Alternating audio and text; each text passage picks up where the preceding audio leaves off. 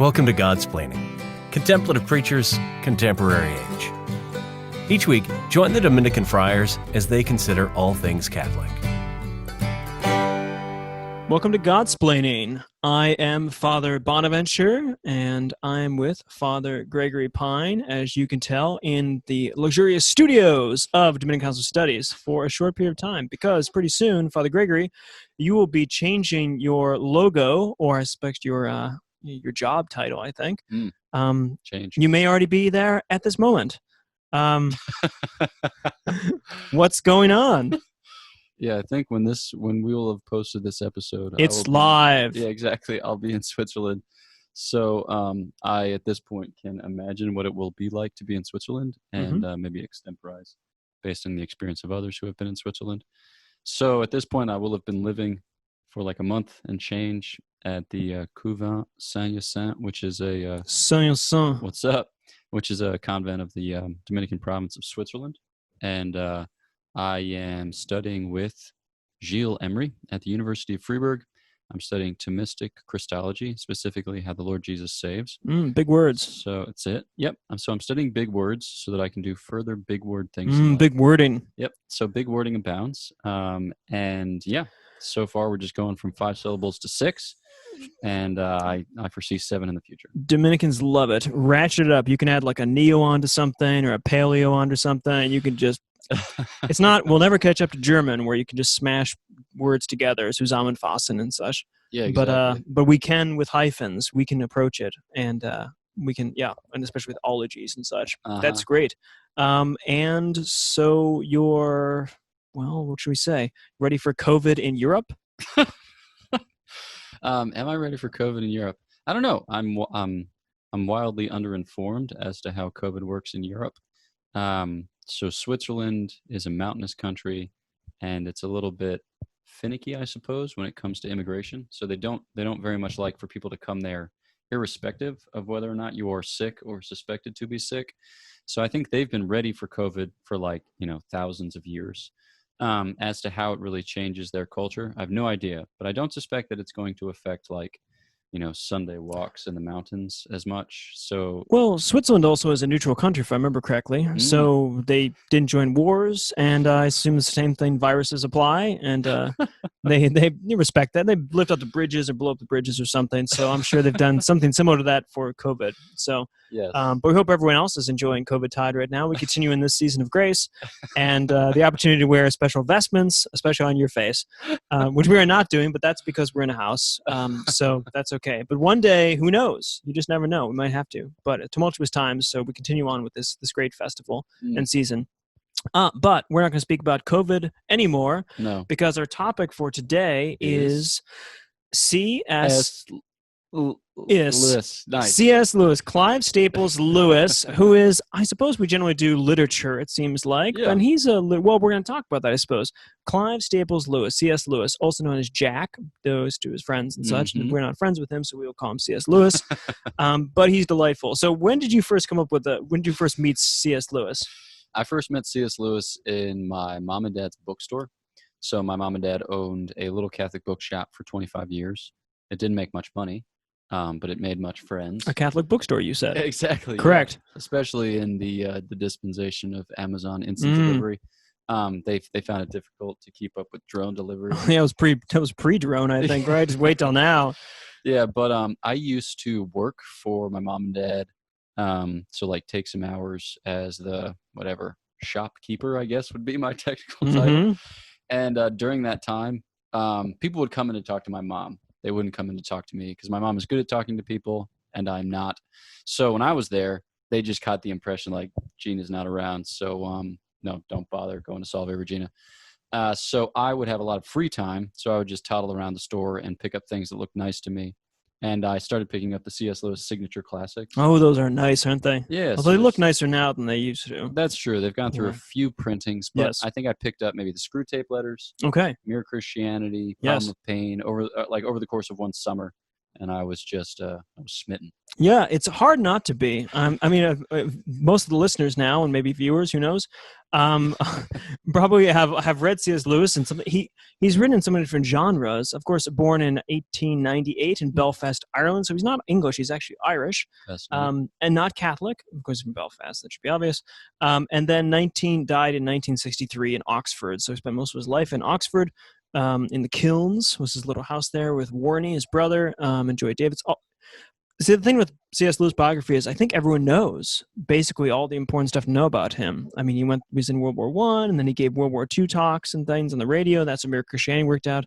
But wrote a ton, and really hard to describe. Like, when I was thinking, how do you describe this man? I mean, he wrote apologetics things. Mm-hmm. So known for Defense of the Faith and Mere Christianity, people probably read, or Miracles and Screwtape Letters. Mm-hmm. And then he wrote literature, so a lot of people would have been introduced to him through Chronicles of Narnia. Perhaps they read those when they were growing up, or had them read to them, or watched the movies. And then also the Ransom trilogy or the Space trilogy, which Hellboy Have Faces, a bunch of questionable literature, you could say. Wow. I mean, questionable as literature, I should say. It's all pure and good to go and wholesome, but maybe questionable as. And then there's just like these other the category miscellaneous, the miscellany of tons, letters to Malcolm. A Grief Observed, Problem of Pain, I think, is really more of that than apologetics. Tons of essays, I mean, on humanitarian theory of punishment. Sure, yeah. God in the Dock. Weight of Glory, that collection with the Inner Ring, just tons of these things. I think those the two essay collections or something?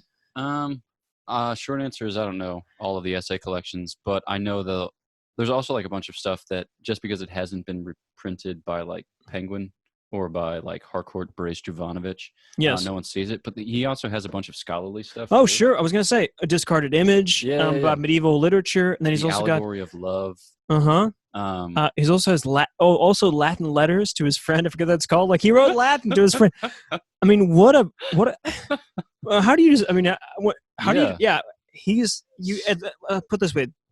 I feel like I know exactly who he is, and then when you start like talking about him, and you think, how is this man possible? Yeah, like what? I mean, I guess reminds one of perhaps another. You mean are we gesturing towards? We're gesturing towards a Chesterton. Maybe, I don't know. Do you ever find that he's like Chesterton, but with like expertise. Skill and exactly. Yeah, and beautiful English. Yeah. No, there's a sense in which he is a polymath, so he is a student of many disciplines. And he is also in no wise pedantic, or like hoity-toity. I don't know if I'm coming up with a good adjective to describe the phenomenon, but he's very, very learned, obviously. So a scholar of like medieval and Renaissance literature. And it's evident that he's formed in that tradition and that he has all the acumen of, a literary critic or an appreciator thereof. And yet it's not like you never get the impression like he's showing off. Yes. Right? So he knows all of the things, but you do not feel like snowed over or otherwise kind of like blown over maybe just by his knowing of the things. He always is able to bring his like very vast knowledge to bear on very practical problems and to do it in a way that is eminently relatable. It's awesome. Yeah, there's really no one like him as far as I don't know who to compare with him. I think of, like, for instance, an introduction to Christianity, a book if you wanted to give someone a book about what Christianity is really about and sort of thing, but an easy introduction or something. Mere Christianity was written in I think 1943 or something like that. I don't know of any. I mean, N.T. Wright made a go at this, but I don't know of anyone who's been able to pull it off in the way that book is. I mean, delightful is the way that I describe. I mean, every one of his writings, even A Grief Observed, is not delightful, but it's something about it. It's readable. Yeah, I'll just put it this way: I've never read something by Lewis and thought, well, that was a waste of time, and it wasn't even enjoyable. It's always enjoyable. It's edificatory. I mean, it is. Yeah, he is phenomenal. But as you say, no slouch, and a very, very intelligent man. And people think.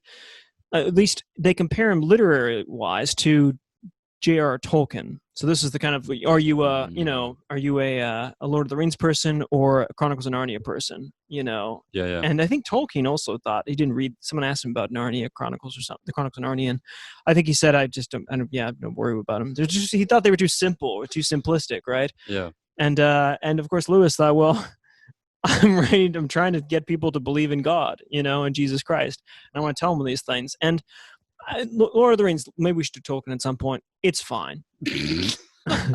It's fine.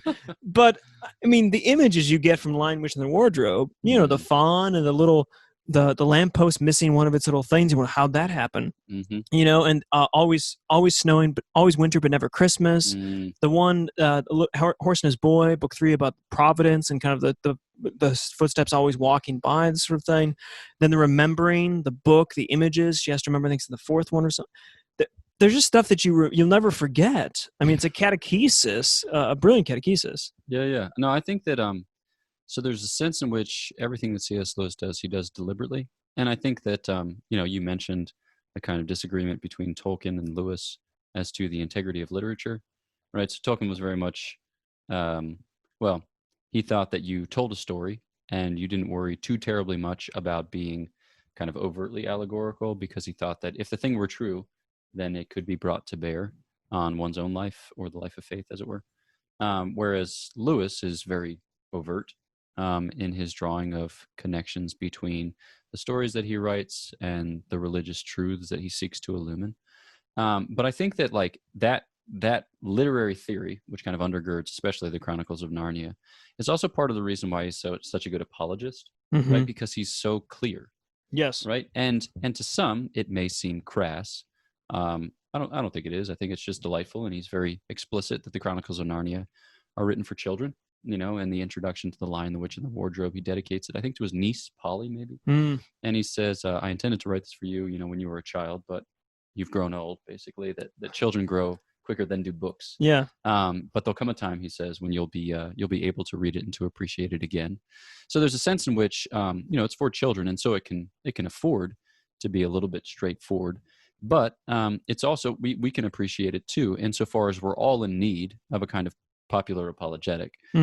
As intelligent as we might think ourselves, it's always beneficial to hear the truths of the faith explained in a way that's clear, that's concise, that's compelling, that's informed, kind of formed by faith and fired by charity. And that's certainly something that one gets when reading C.S. Lewis. And as a result of which, it just continues to be refreshing and delightful and eminently readable. Yeah, he's a popularizer that you think, well, I'll just stick with him.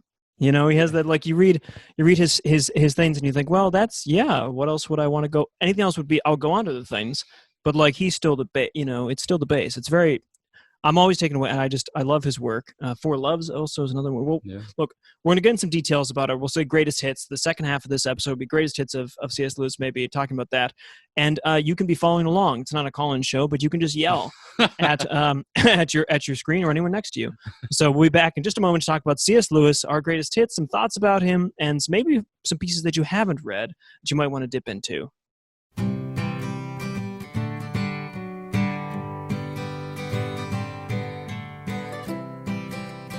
This is Godsplaining. Get up to date on all our latest episodes at opeast.org/Godsplaining. And we're back talking about C.S. Lewis and some pieces by him. I think everyone has favorites, but perhaps there's some pieces that people haven't read as much of. So why don't you start us off, Father Gregory? Do you, any piece that, well, say your favorite piece, maybe, and then maybe like a piece that people aren't as familiar with, but it's just really good. Sure, yeah. No, I think that, just because modern publishing houses tend to pick up volumes that they think will sell more, a lot of us are familiar with maybe 5 or 6 things. So Grief Observed, Problem of Pain, Screwtape Letters, Mere Christianity, Abolition of Man, Miracles, Abolition of Man. Like that's kind of the ones that people will have read or will have been assigned to them at a Catholic or Christian college. But then, the next layer, as it were, contains a wealth of insight, but may just not sell as well, So I think the Four Loves is one that I really love in this regard. And I think it's really beneficial to read the Four Loves together with Surprised by Joy, which is his own description of conversion, and with Till We Have Faces, because those Orwell. I hate that book. Carry on. Okay. Father Bonaventure and I once listened to that book when we were driving to Cincinnati. I think it was Cincinnati. Yeah. Yeah. Whoa. Yeah. That was tough. That was tough. Okay, well, that was tough for you. It wasn't tough for me. Okay. I love that book. But those books, all written together, I think at the beginning of the 1960s, really focus on similar themes. And the theme of love, effectively, and what it means to love and to be loved. And why? Why do I appreciate it? Well, so in the Four Loves, as the name betrays, he goes through these different kind of different modes of love. But it's the type of thing that's just systematic enough, so Yes. as not to be kind of higgledy-piggledy. Yes. But it's not dry, scholastic prose. Yeah. It's very experiential, and you get the distinct impression that it's based on his own life of friendship. What he describes as friendship, I think, oftentimes is probably just masculine friendship. Yes. So I think he tends to universalize a little bit beyond his experience, but it's good when it stays close to his experience. So like an image taken from the Four Loves that I really appreciate is that of friends kind of like not getting lost in each other or not being overly sensitive to each other's interior states, but having their friendship flourish to the extent that they are directed on a common object. And he says as a criticism of erotic love that, kind of erotic lovers are face to face and can get lost in each other as a result. But he says of friends that they are side by side, proceeding towards a common goal. And now, mind you, there may be limitations to that image, but I think at the very least, this idea of order in relationship as issuing from a common end is a really attractive one. Because I think sometimes in our relationships, we try to manipulate or tinker or otherwise try to elicit from the other a response. When truth be told, he says, in order to have friends, you need to want something more than friends, right? That your friendships will grow, flourish, be healthy to the extent that you together prize a common goal and together proceed towards it, whether hand in hand or arm in arm or skipping or, you get it. So yeah, that's a faith. Yeah, I think his turns of phrase. I remember from that friendship, and that I think the friendship one is the best of those four love essays. One, the charity. I always forget what the charity one he says in there. I'm sure it's good, but like the philia is the one that really sticks in my mind.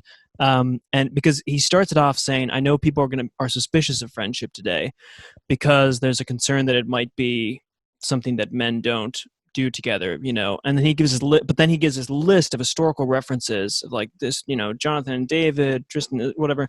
And then he says the Roman centurions leaving their men and giving them farewell kisses, all pansies. It's just fantastic. This is a way like just cutting right through things. So that is a great book. I think, I love the Ransom trilogy, the space trilogy. Yeah. Even though I think some people it's overshadowed by the Chronicles of Narnia, but it's like the adult fiction book, and it's made of 3 books, and the first 2 books aren't books, and the third one is a book, and it's not good. That's how I generally describe it. But they're all, because he, from a philosophical aspect, the first 2 are little vignettes into, he's able to nail images down that just queer a bit your view of reality and the truth. He always says that, I forget, is it Mere Christianity where he says, that certain things Christianity has that certain queerness about it that means it's true, and there's just a bunch of insights from Out of the Silent Planet, the first book of Ransom trilogy, and then Paralandria, the second book of the Ransom trilogy, space trilogy. Like in the first book, he talks about being out in space, and he talks about the life of it and how alive it is out there and warm, and how he'd always thought it was actually, you'd assume that it'd be kind of dead cold space because that's what science tells us, dead cold space. But actually it's a place of warmth and light and all of this. And it just conceptually switches you around a little bit. The things he talks about language in there are just fascinating vignettes. I think in Paralandria you see pre-fallen. He kind of does what I think I was taught in college called like a supposalism. So he has, this is his genre, is like he supposes his imagination. Suppose that there was no fall. What would it look like? Or suppose we were back before the fall. And you get to see human character and human virtue in a different light, in a way, kind of pre-fallen. And, it's fiction, but it does open up little conceptual schemas. The second thing is, there's his the unread book, The Discarded Image, you could say, where he talks about, and Discarded Image refers to the medieval model of literature and mind and mindset and all of this compared to the modern. And that's a fascinating book just for the epilogue, I would say, amongst other things, because he, to show off his like philosophical chops, he brings up an issue that is huge in philosophy of science. So right around the same time Thomas Kuhn is writing Structure of Scientific Revolution, that science changes from old models to new models because of research projects, not because of getting at truth, but because a new model is more exciting or answers different questions, it's better at problem solving, and all these sort of sociological reasons as opposed to just kind of an epistemological reason or a truth reason. And I have any idea if C.S. Lewis read Thomas Kuhn. It's right about the same time. I doubt he did. It wouldn't have been his thing.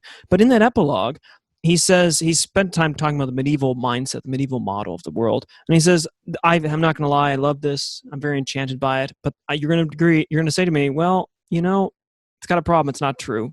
And I says, yes, it's not true. But then he talks about how our current models of thinking about the world and scientism and stuff are also models that are structured and win out against the medieval model, not really because it's piling up more facts, but because of all these sociological other reasons. And he doesn't discount them, but what he's done is developed a notion of paradigm, Thomas Kuhn's paradigm, just from reflecting on medieval and modern literature. And that's mind-blowing to me. And he summarizes, you don't even need to read Structures of Scientific Revolution after you read 8 pages of the epilogue of Lewis. And that's brilliant. I love finding those philosophical gems in there because he says them in such a clear way that are profound. So those are two I have. Yeah, when you're talking about the space trilogy, I read that this summer before I entered the order, and it was like, yeah, I was so delighted to have discovered something that I did not know existed, because when I finished the Chronicles of Narnia, I was very disappointed to be done. Yeah. When I read the introduction to Lord of the Rings, I think Christopher Tolkien wrote the introduction to the volume that I read. He said the principal criticism of the Lord of the Rings is that it's too short. And you're holding like 1,000-page book in your hand, and you're like, yeah, right, sweetheart. But then by the end, you're like, give me more pages, And I had a similar experience with the Chronicles of Narnia because, yeah, I just hadn't read them as a kid, or I might have read 1 or 2. I hadn't read them. I read them in college as well. Yeah, but I read them at the end of college, and I just loved them so much. And then so to discover that there were these 3 other books, I was just over the moon. I was so pleased. How did you like them? I did. Yeah. Okay. I loved them, and I think it was because at that point I was more inclined to think parabolically. I was kind of looking for. I'd been reading Chesterton at that point for 3 years, so I was always looking for the moral of it, as it were. I didn't really care too terribly much about literary integrity. Right. Yeah. I don't know that I ever will, because I was so taken with his imagination, and I think that that's something that you get. So he himself says when writing the Chronicles of Narnia that it began with an image that he had in his mind of a faun holding an umbrella, standing next to a lamppost. Yes, amazing. So he began with an image, and then he makes this whole world that radiates from that image. I think that's an important point. It's that when you read C.S. Lewis, it's like you're reading a very smart child. Like, I get this sense that this was a man who was ever a child. And if you read Grief Observed, for instance, this isn't the case. Yeah. But you get the sense that it's like stumbling on. He's just excited about everything, and not in a weird curiosity way, but in a real robust way. And his imagination and so he. In a sense, because we're told, like, don't use your imagination, imaginations for kids and all this sort of thing, like fawns with what do you have, a Brawley or something? Umbrella? Yeah, Bumbershoot. That's for kids and this sort of, this sort of, but no, C.S. Lewis allows you to vicariously participate in childish imagination that turns out to be the most profound rationalistic discourse that could be around. That's what, I love that. Yeah. No, and it kind of comes. I think it kind of comes to fever pitch in the space trilogy. So again, Out of the Silent Planet, Paralandra, and That Hideous Strength. And by the end of That Hideous Strength, I couldn't put it down. Really, I was so fascinating. Oh my gosh, I love it. Wow, so much. The ending just kills you, though, right? Because it kills everybody. It's just the most disappointing thing in the world. I was absolutely ready. Wow. Yeah, listeners, please, you must read. Obviously, the space trilogy. I call the Ransom trilogy because Ransom is the main character in it, and he's fantastic. I love him to death. But space trilogy, recommended, and then send in your comments. Who's right? Were you disappointed? Whatever. So I mean, I love it too because it's like the only trilogy of books that you'll ever read in which a philologist, is the hero. Yes. So classic True. Lewis. Yeah. But Talking head. Yeah. That's in store for you and later. Yeah. Well, I like Chesterton, so who cares? Oh, yes. Yeah, So yeah, and especially in that first book, some of the ideas that he kind of trots out, namely that you can have rational creatures that aren't human. I never thought about that. Yeah. Also, C.S. Lewis is a guy who read a lot of science fiction. Walter Hooper was his literary executor. He pulled together a bunch of different essays called On Stories, and it's like his literary theory. But a lot of it's about science fiction. Okay. He loved Candle for Leibowitz. Wow. Yeah, I knew he loved Norse mythology and all of that. Yeah, George MacDonald, but I didn't know science. I knew it was big science. Wow. Yeah, love science fiction. Wow. So there, it's you get a sense for his own scientific fictional kind of appetite, because he plays with gravity.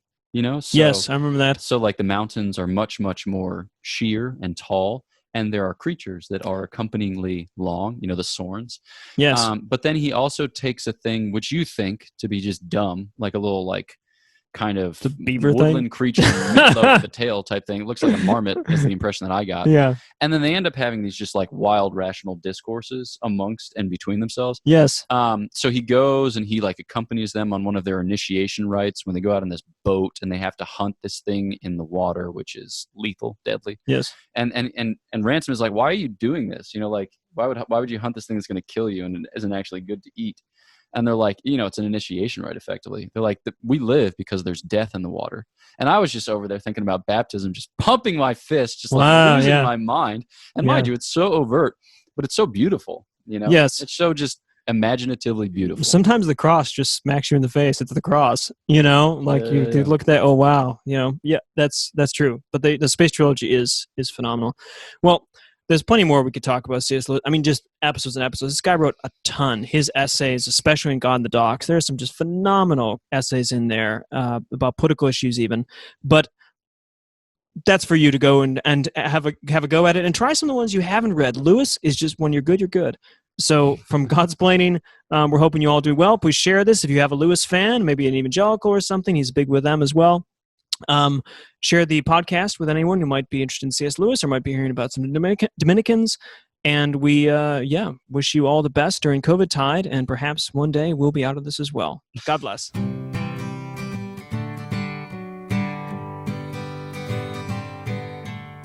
Thanks for listening to Godsplaining, a work of the Dominican Friars of the province of St. Joseph. Visit us at opeast.org.